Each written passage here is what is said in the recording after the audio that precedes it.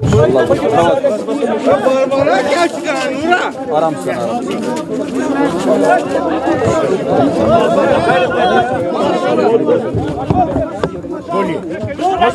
साहब show you thank you sir. यार इधर हटो ना, इधर हटो ना। ओ यार ये नीचे करो यार, नीचे करो, नीचे करो। हेलो हेलो चलिए डॉक्टर साहब, डॉक्टर साहब,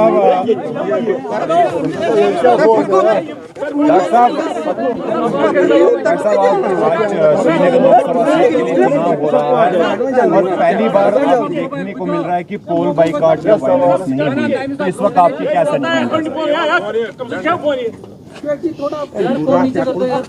बहुत खुशी की बात है कि आज वो दिन आ गया। 2014 में वोट नहीं दे सका क्योंकि मैं अस्पताल में था विलायत में, मगर अल्लाह का शुक्र है कि आज पार्लियामेंट्री इलेक्शन में मैं आपके पास खड़ा हूँ। मगर अफसोस इस बात का भी है कि जहाँ ये कहते हैं कि कोई पत्थर नहीं चल रहा है, कोई वायलेंस नहीं है, कोई बाइकआउट नहीं है, वहाँ मैं आपसे कहना चाहता हूँ कि हर पार्टी के और ख़ासकर हमारी पार्टी के वर्कर्स को, सीधा वर्कर्स को इन्होंने इन 2 दिनों में बंद कर रखा है। एक तरफ से ये कहते हैं कि इलेक्शन बहुत आज़ादी से हो रहा है, तो मुझे बताइए, मैं होम मिनिस्टर साहब से पूछना चाहता हूँ, प्राइम मिनिस्टर से पूछना चाहता हूँ, हमारे वर्कर्स को क्यों बंद किया गया? क्या वो डरते हैं कि वो हार जाएंगे? और वो ज़रूर हारेंगे, इंशाल्लाह हारेंगे यहाँ। लेकिन प्रधानमंत्री कह रहे हैं कि हम कामदार है, बाकी नामदार है। आप छोड़ दीजिए ना, वो क्या कह रहे हैं? वो कह रहे हैं, वो कहने दीजिए। हमने तो नाम दे के, बाकियों ने तो चलिए सिर्फ इल्ज़ाम लगाया। हमने तो आपको नाम दिए हैं इलेक्शन कमीशन को, हमने थाने की डिटेल्स दिए हैं जिन थानों में उनको बुलाया गया है, और हमने अपने रिप्रेजेंटेशन में ये भी कहा कि हम ये 8 नाम इसलिए दे रहे हैं ताकि आप ये ना कहो कि हम बिना सबूत के बात कर रहे हैं। ये एक एग्जॉस्टिव लिस्ट नहीं था, it was an indicative list, it was to show that जो हम कह रहे हैं हम ऐसे हवा में बात नहीं कर रहे हैं। अब इंतज़ामिया की तरफ से ये फिर जवाब आया कि ये जी ऐसे ही बेबुनियाद इल्ज़ाम लगा रहे हैं, लेकिन हमने तो नाम दे के आपको कहा, हमने थाने के डिटेल्स दिए, उस चीज़ का तो आप जवाब दे नहीं सके। हमने किसी एक पुलिस के अफसर के खिलाफ कोई इल्ज़ाम नहीं लगाया, हमने कहा कि ये इंतज़ामिया की तरफ से हो रहा है। और लगातार बहुत सी कॉन्स्टिट्यूंसीज से जो है ये रिपोर्टें आई, यहाँ तक कि मेरे जो पोलिंग एजेंट्स और बाकी थे वो इतने डरे हुए थे रात को कि उनको पता नहीं कहाँ बुला के बंद किया जाएगा। कई सारे तो या तो दोस्तों या रिश्तेदारों के घर में सोए, कुछ तो उनमें से ऐसे हैं जो अपनी गाड़ियों में सोए थे रात को, वो घर वापस नहीं गए। अगर यही इनका आज़ादाना तरीका इलेक्शन है तो फिर ये अपने घर में रखें इसको। डॉक्टर साहब, आपका एक देरीना तजुर्बा है, ये चीज़ें आपने पहले भी देखी है। जो कल नेशनल कॉन्फ्रेंस का एक स्टेटमेंट आया था, अगर इलेक्शन कराना ही नहीं था फिर तो पहले ही क्लियर कर दे कि किनको जिताना है। यही तो मुसीबत है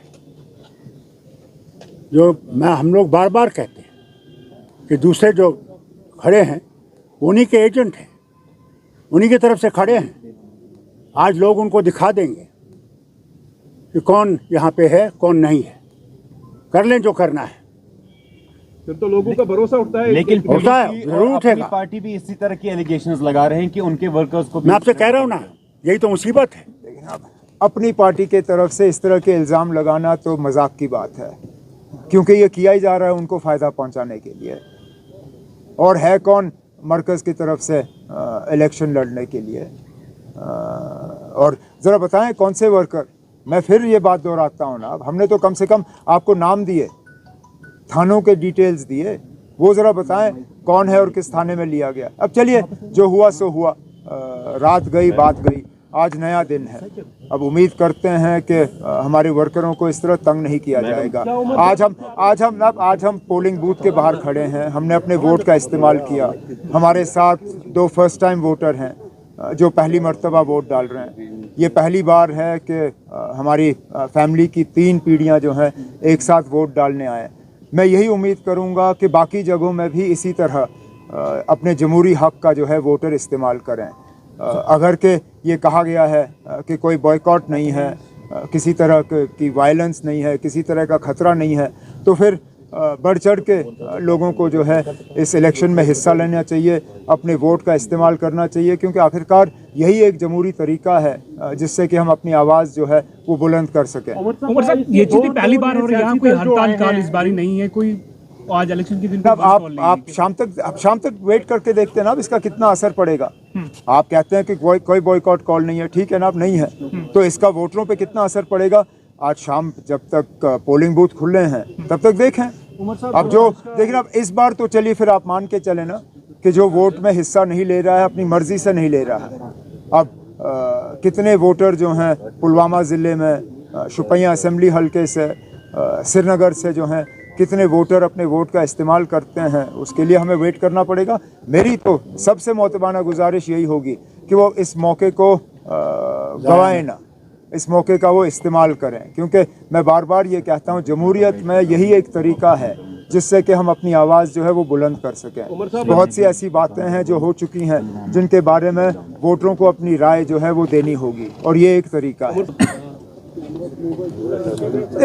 मैं कैसे कह सकता हूँ क्या कन्वे करेगा, वो तो रिजल्ट कन्वे करेगा ना।